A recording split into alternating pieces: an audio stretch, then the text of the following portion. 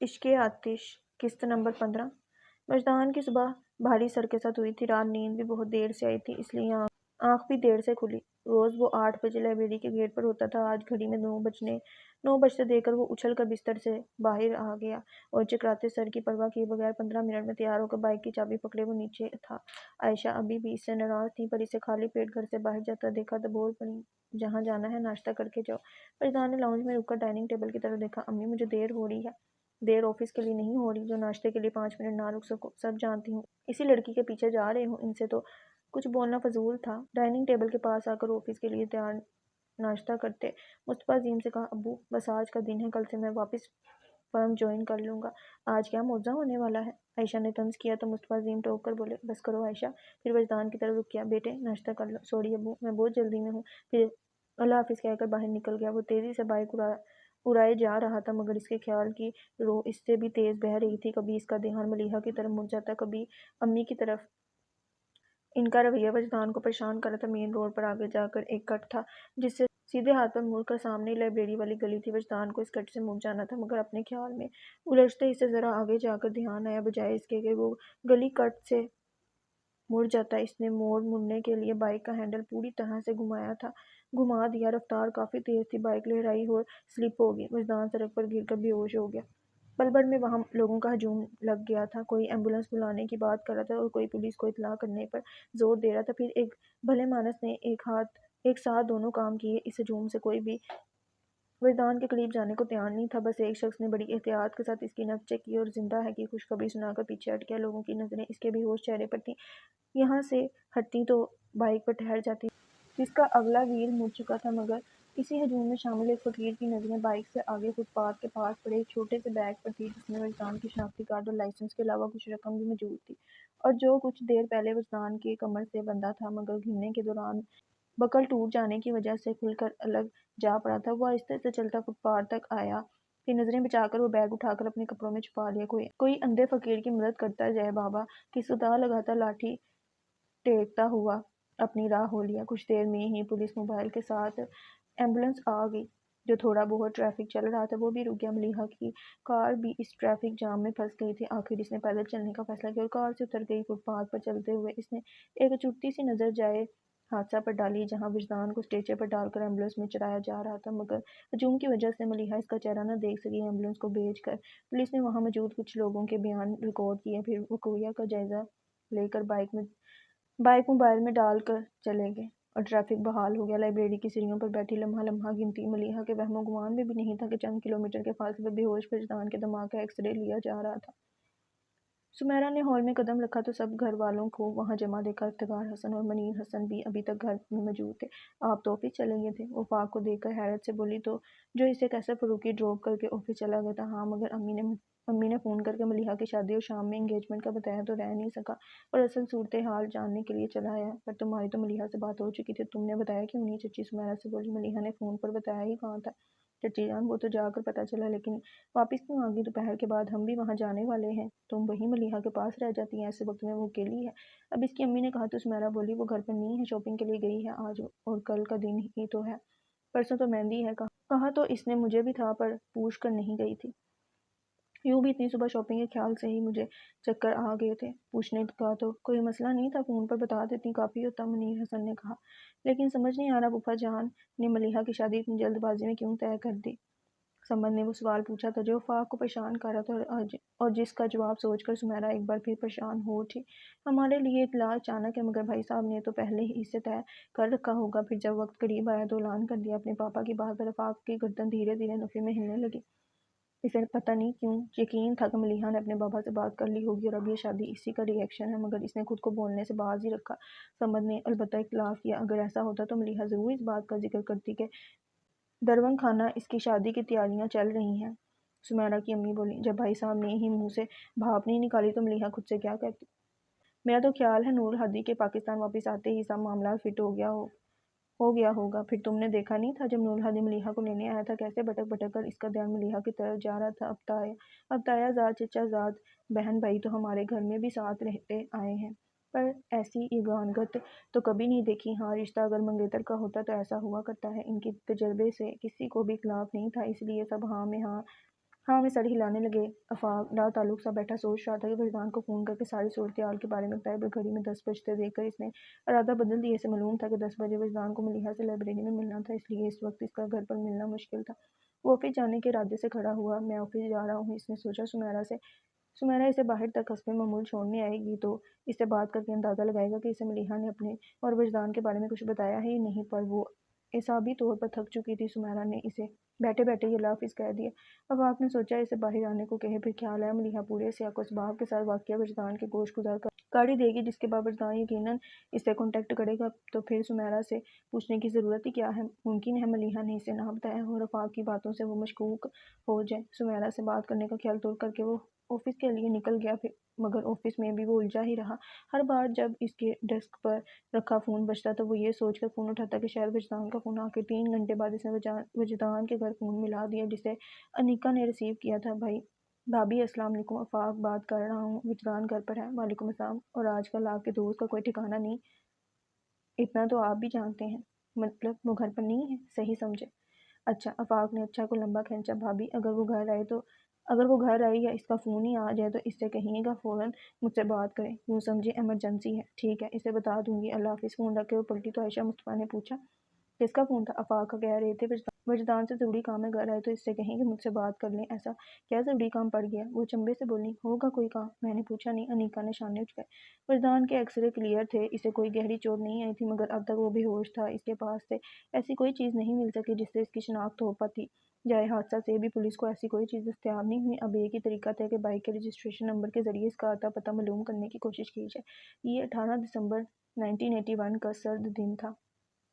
آج کا کمپیوٹرائزڈ دور نہیں تھا۔ اس وقت ریکارڈ ہاتھ سے تیار کیے جاتے تھے، اور اگر کہیں کوئی فائل نکالنی ہوتی تو گھنٹوں اسٹور روم میں فائلوں کے انبار کے ساتھ سر کھپانا پڑتا۔ وجدان کی شناخت بھی ایسے ہی سردر ثابت ہونے والی تھی، جس میں گھنٹوں لگ جاتے۔ آفاق سب کام چھوڑ کر بس وجدان کے فون کا انتظار کر رہا تھا۔ آخر تھک کر اس نے خود وجدان سے ملنے کا فیصلہ کیا، آفس سے اٹھ گیا، لائبریری کے گیٹ سے دور کار رو کر بیٹھا۔ آفاق سوچ رہا تھا کہ اسے وجدان یہاں ملے گا یا نہیں۔ وہ ملیحہ سے 10 بجے ملنے والا تھا اور اب 5 بج رہے تھے۔ ضروری نہیں تھا کہ وہ دونوں اب تک لائبریری میں ہوتے، پھر اس کے ساتھ ملیحہ بھی ہوتی۔ ابھی وہ سوچ ہی رہا تھا کہ اس نے ملیحہ کو لائبریری سے نکل کر سڑک کراس کر کے جنرل اسٹور میں جاتے دیکھا۔ آفاق کی پیشانی پر سلوٹیں ابھر آئیں۔ کچھ دیر بعد ملیحہ اسٹور سے نکل کر باہر آئی، ٹیکسی میں بیٹھ کر چلی گئی۔ وجدان کہاں رہ گیا؟ آفاق ملیحہ کی پریشانی بھانپ چکا تھا۔ اس نے زیر لب کہا تھا، پھر وہ کار سے اتر کر اسی اسٹور میں آیا جہاں سے کچھ دیر پہلے ملیحہ نے فون کیا تھا، اور اپنے پاپا کے آفس کا نمبر ملا دیا۔ پاپا، وجدان آفس میں ہے؟ کیا بات ہے، آج ہر کوئی اسے میرے آفس میں کیوں فون کر رہا ہے؟ ابھی 2 منٹ پہلے کسی لڑکی کا فون بھی آیا تھا، وجدان کا پوچھ رہی تھی، اب تم بھی اس کا پوچھ رہے ہو؟ چکر کیا ہے؟ کوئی چکر نہیں ہے پاپا۔ اچھا میں فون رکھتا ہوں، پھر اللہ حافظ کہہ کر اس نے فون رکھ دیا۔ میرا شک ٹھیک نکلا، وجدان ملیحہ سے ملنے نہیں آیا۔ پر کیوں؟ آفاق پریشانی مسلتے ہوئے سوچنے لگا۔ پھر آرٹ کونسل میں اس کو تلاش کرنے کے بعد وہ ساجد کی طرف آ گیا۔ یار ساجد، وجدان کا کوئی پتہ ہے؟ وہ وہیں لائبریری میں ہوگا۔ ساجد نے لاپرواہی سے کہا، وہ وہاں نہیں ہے، بلکہ کہیں بھی نہیں ہے۔ آفاق نے کہا، پھر پریشانی سے بولا، ساجد، اس کا ملنا خود اس کے لیے بہت ضروری ہے، کہیں سے بھی اسے ڈھونڈنا ہوگا۔ سب ٹھیک تو ہے؟ اس کے انداز پر وہ پریشان ہو گیا۔ آفاق لب بھینچ کر خاموش سا ہو گیا۔ ساجد اس کا دوست صحیح، پر وہ اس کے سامنے ملیحہ کا نام نہیں لینا چاہتا تھا۔ ساجد بھی اس کی خاموشی سے سمجھ گیا کہ کوئی ایسی بات ہے جو آفاق اسے بتانا نہیں چاہتا، تو اس نے پھر کوئی سوال نہیں کیا اور اس کے ساتھ اٹھ کھڑا ہوا۔ خوش قسمتی سے اس نئے ماڈل کی بائک، جسے خریدے ہوئے بھی زیادہ عرصہ نہیں ہوا تھا، کی فائل توقع سے کم وقت میں اسٹور روم سے برآمد ہوگی۔ بائک کی رجسٹریشن مزمل مصطفیٰ کے نام پر تھی۔ فائل میں مزمل کی تصویر بھی موجود تھی۔ تصویر میں نظر آ رہا چہرہ زخمی کے چہرے سے تھوڑی مشابہت تو رکھتا تھا، مگر پھر بھی کافی الگ تھا۔ رجسٹریشن فائل سے زخمی کی شناخت تو نہیں ہو سکی، پر اس امید پر کہ مزمل مصطفیٰ اس نوجوان کی شناخت کر سکے، ایس ایچ او نے کاغذات سے ملنے والے اس کے آفس کے نمبر پر اسے فون کیا اور حادثے کی اطلاع دے دی۔ مزمل ایک پل میں سمجھ گیا کہ زخمی نوجوان کون ہوگا۔ بائک کی رجسٹریشن تو مزمل کے نام پر تھی، مگر اس کا استعمال صرف وجدان ہی کیا کرتا تھا۔ فون پر بتائے گئے حلیے کو پہچان کر کے مزمل نے خود جا کر تصدیق کرنا ضروری سمجھا اور اپنے گھر والوں کو حادثے کی اطلاع کیے بغیر ہسپتال آ گیا، جس کا نام اسے ایس ایچ او نے بتایا تھا۔ جنرل وارڈ کے بیڈ پر وجدان کو دیکھ کر مزمل سکتے میں رہ گیا۔ اس نے فوراً ڈاکٹر سے اس کی حالت کے بارے میں پوچھا۔ ہی از فائن۔ بائک سے گرنے کی وجہ سے دونوں گھٹنے چھل گئے ہیں، और बाएं पिंडली पर कुछ चोटें आई हैं, मगर वो सब मामूली हैं। हेलमेट ना होने की वजह से सर पर चोट आई है, मगर वो ज़्यादा गहरी नहीं है, लेकिन इसकी बेहोशी इसी चोट की वजह से है। कोई परेशानी की बात तो नहीं है? वो फिक्रमंदी से बोला। बिल्कुल नहीं, होश में आते ही इनका हल्का फुल्का चेकअप होगा, इसके बाद ही घर जा सकते हैं। और इसे होश कब तक आएगा? आपके भाई को दो 2-3 घंटे में होश आ जाएगा, मगर मैंने आपसे कहा ना कि फ़िक्र की कोई बात नहीं। हर तरह से मुतमईन होकर मुज़म्मिल ने इसे रूम में शिफ्ट करने का बंदोबस्त किया। अब इसे मुस्तफ़ा अज़ीम को इत्तला करनी थी। फ़ोन पर ऐसी परेशान कौन खबर देना मुनासिब नहीं लगा, तो इनके ऑफिस आ गया। अब्बू, मैं आपको लेने आया हूँ। क्यों? वो हैरान हुए। मुज़म्मिल हिचकिचाया, फिर सोचा बताना तो पड़ेगा, वजदान का छोटा सा एक्सीडेंट हो गया। क्या कह रहे हो? मुज़म्मिल ने कोशिश की थी कि खबर सुनाते हुए वो रिलैक्स रहे, मगर मुस्तफ़ा अज़ीम फिर भी परेशान हो गए। अबू प्लीज़ परेशान मत हो, वो ठीक है, आप आराम से बैठ जाए। मुज़म्मिल ने इनके शानों पर हाथ रखकर इन्हें बैठने को कहा। वो इसके हाथ हटाकर बोले, मुझे इसके पास ले चलो। मुज़म्मिल, ले जाने ही आया हूँ, मगर आप बैठ तो जाएं। इस बार मुज़म्मिल ने इन्हें ज़बरदस्ती बिठा दिया। फिर पानी का गिलास इनके हाथ में देकर कहा, आप खुद को रिलैक्स करें, वो बिल्कुल ठीक है, तब तक मैं घर पर इतला करता हूँ। वो पानी का गिलास पकड़े टुकड़ टुकड़ इसे देखने लगे। मुज़म्मिल ने फिर इनसे कुछ नहीं कहा और घर पर फ़ोन करने लगा। बैल जाने की आवाज़ सुनकर वो दुआ करने लगा कि फ़ोन अनीका ही उठाए। फिर ऐसा ही हुआ। अनीका, मुझे तुमसे ख़ास बात करनी है, इसलिए पहले तो तुम आराम से बैठ जाओ।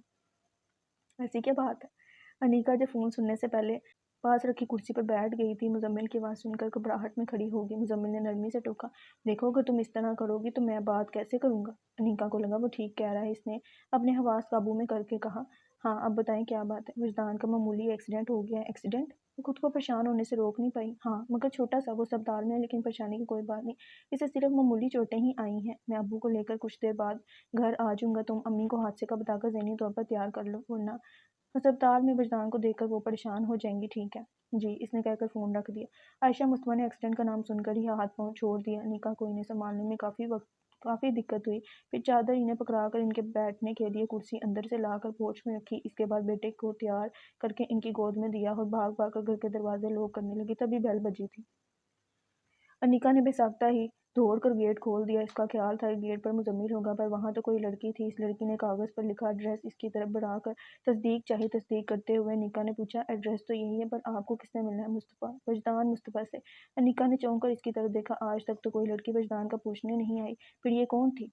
अनिका ने गौर से इस खुश शक्ल लड़की को देखा, जिसने काली साड़ी पर मैरून शॉल सलीके से अपने गिर्द लपेट रखी थी। आप कौन हैं और वजदान से क्यों मिलना चाहती हैं? मेरा नाम मलिहा फ़ारूकी है।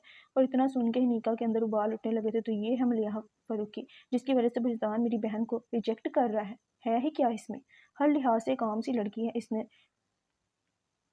तनफ़्फ़र ज़दा आंखें मलिहा के चेहरे पर गाड़ दी, जहाँ बदहवासी फैली हुई थी। वो मिन्नत बड़े अंदाज में कह रही थी, प्लीज़ वजदान को बुला दीजिए, मेरा इनसे मिलना बहुत ज़रूरी है। वो घर पर नहीं है। अनिका ने कहकर गेट बंद करना चाहा, पर मलिहा ने इसे ऐसा करने नहीं दिया। गेट पर हाथ रखकर रोकते हुए कहा, आपको मालूम है वो कहाँ गए हैं और कब तक आएंगे? नहीं। जाने वो कौन सा जज्बा था कि अनिका ने इसे बेखबर रखना चाहा। हालांकि वो देख सकती थी कि मलिहा बहुत परेशान है। शायद ये मलिहा को वजदान से ना मिलने देने की लाशौरी कोशिश थी। मलिहा ने अपना नंबर इसी चिट के पीछे लिखकर अनिका को दिया और कहा, वजदान जैसे ही घर आए इनसे कहें इस नंबर पर मुझसे बात कर। अनिका ने चिट लेकर गेट बंद कर दिया। बेल की आवाज़ सुनकर आयशा भी पोते को उठाए गेट की तरफ बढ़ी थी, पर अनिका को बात करते देखकर समझ गई कि मुजम्मिल नहीं है और वहीं रुककर अनिका को देखने लगी। गेट बंद करके वापस मुड़ी तो इन्होंने पूछा, कौन था? कोई लड़की थी, गलत पते पर आ गई थी, तनफ्फुर से कहकर इसने कागज़ के छोटे छोटे टुकड़े करके हवा में उछाल दिए। वजदान अभी तक बेहोश था। आयशा इसके माथे से बाल समेट कर सर पर बंदी पट्टी को हल्के हाथ से छू कर फिक्रमंदी से बोली, इसे होश क्यों नहीं आया? अम्मी, सर पर चोट लगी है, कुछ तो असर होगा। वैसे मेरी डॉक्टर से बात हुई है, वो कह रहे थे वजदान शौक की वजह से बेहोश है। सर पर चोट लगने से अक्सर ऐसा हो जाता है, इसमें परेशान होने की कोई बात नहीं है। फिर एक्सरे भी तो क्लियर है। मुजम्मिल ने आसान से इन्हें समझाया। साजिद और रफाक वजदान को पूरे शहर में ढूंढने के बाद इस उम्मीद पर कि शायद वो घर चला गया हो, इसके घर आगे फाक गाड़ी में बैठा रहा। साजिद उतर कर गेट तक आया, बेल बजाते हुए इसकी नज़र गेट से झूलते ताले पर पड़ी। आंखों में तफक्कुर लिए वो गाड़ी में आ बैठा। फाक ने इसे देखा। क्या हुआ? गेट पर ताला लगा हुआ है। फाक चुप सा हो गया। फिर साजिद ने ही पूछा, अब कहाँ चलना है? आफाक ने कलाई पर बंधी घड़ी की तरफ देखा, फिर कहा, 7 बजने वाले हैं, अब और वक्त नहीं बचा। इसका लहजा अजीब सा हो गया था। साजिद ने उलझ कर इसे देखा, लेकिन कुछ पूछना मुनासिब नहीं समझा। तुम्हें कहाँ ड्रॉप करूँ? ऑफिस ही ड्रॉप कर दो, वहाँ से गाड़ी लेकर घर जाऊँगा, नहीं तो सुबह पैदल ऑफिस जाना पड़ेगा। साजिद अपनी आदत के मुताबिक लाइट से मूड में बोला था। इसे ऑफिस छोड़कर फाग ने कार अपने घर की तरफ मोड़ दी। नूर हादी को आज पता चला था कि गम गमे जाना के साथ गम रोजगार का कॉम्बिनेशन कितना बुरा लगता है। उन्होंने हमेशा मलिहा के लिए कुछ सोचने से खुद को बाज रखा था, पर आज इन्हें मलिहा के सिवा कुछ सुझाई नहीं दे रहा था। वो यूं भी खुशबाश इंसान थे, पर आज इनकी खुशी इंतहा को पहुंची हुई थी।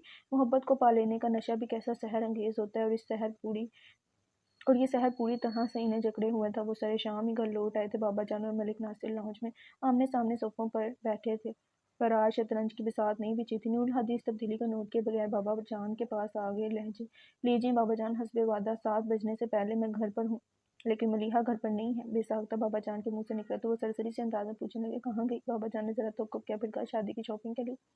अभी तक आई नहीं। फिर ध्यान आने पर पूछने लगे, और गई किसके साथ? अकेली गई है, और कुछ देर में आ जाएगी। अच्छा, मैं फ्रेश होकर आता हूँ, फिर साथ में चाय पीएंगे, नूर हदी ने कहा। फिर उठकर अपने कमरे में चले गए। तुमने इसे बताया क्यों नहीं अजहर? मलिक नासिर ने नूर हदी के जाने के बाद बाबा जान से कहा, बताने के लिए क्या रखा है मलिक? सुबह से शाम हो गई और मलिहा अभी तक घर नहीं आई। हो सकता है अभी तक मलिहा के वजदान से मुलाकात ना हुई हो। मलिक नासिर ने खुशगुमानी की तो बाबा जान बोले, और ये भी हो सकता है कि इसने मलिहा की बात मानने से इनकार कर दिया, फिर अपने ही क्यास में परेशान से हो गए। मलिक, दुआ करो मेरी बेटी का दिल ना टूटे।